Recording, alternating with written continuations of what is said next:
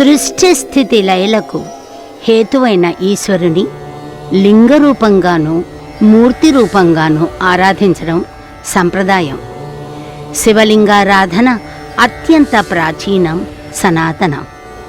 ఆద్యంతాలు లేని అఖండ చైతన్యమే మహాకాల స్వరూపం. ఇందులో ఎన్ని స్థితులు లయమయ్యాయో అలా లయమైన అనంతకాలమే శివుడు. ఇటువంటి పరమశివునకు ప్రీతికరము ప్రధానమైన పర్వదినం మహాశివరాత్రి. పరమశివుడు జ్యోతిర్లింగ రూపునిగా ఆవిర్భవించిన పవిత్ర దినం మహాశివరాత్రి. ఆ వేళ శివుడు ఆనంద తాండవం చేస్తాడంటారు. పగలంతా ఉపవాస వ్రతాన్ని పాటించడంతో పాటు రాత్రంతా జాగరణ చేస్తారు.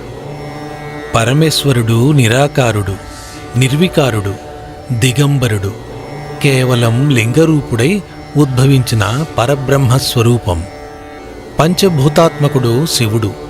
అలాగే మానవ దేహం కూడా పంచభూతాత్మకమైనదే. అలాంటి ఈ పాంచభౌతిక కాయంతో పరబ్రహ్మమైన శివుణ్ణి గుర్తించాలంటే నిద్రావస్థతో గుర్తించలేము. అది జాగ్రత్తావస్థలోనే సాధ్యమవుతుంది. అందుకే శివరాత్రి నాడు జాగరణ చేసి నిశ్చల భక్తితో పరబ్రహ్మాన్ని గుర్తించాలని అనేక శాస్త్రాలు వెల్లడిస్తున్నాయి.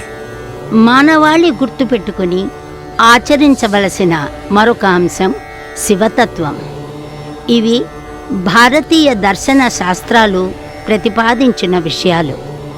శాంతాన్ని, సమత్వాన్ని, యోగాన్ని, నిరాడంబరతని, త్యాగాన్ని, తపస్సుని ఆదర్శంగా భావించాలి. శాశ్వత భారతికి సాకారమే శివుడు. Shiva embodies eternal India. సహజంగా విరుద్ధ భావాలుండడం గమనార్హం. నీటిలో నిప్పు ఉంటుంది, విషంతో పాటే అమృతం ఉంటుంది. వైరుధ్యాలను వైవిధ్యాలుగా తలచి తగిన విధంగా నియంత్రించడంలోనే విభిన్న విచిత్ర తత్వాల మధ్య ఏకత్వాన్ని సాధించగలం. ఇటువంటిదే పరమశివుని రూపంలో కనిపిస్తుంది. నీరు శిరస్సున, నిప్పు నొసటిపైన, అమృత కిరణుడు చంద్రుడు సిగపై, విషం కంఠంలో.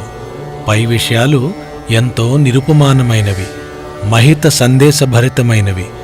ఇందులో ప్రకటించబడిన ప్రతి భావం మానవ స్వభావానికి ప్రభావశీలంగా అద్దం పడుతుంది. అందరికీ మహాశివరాత్రి పండుగ శుభాకాంక్షలు.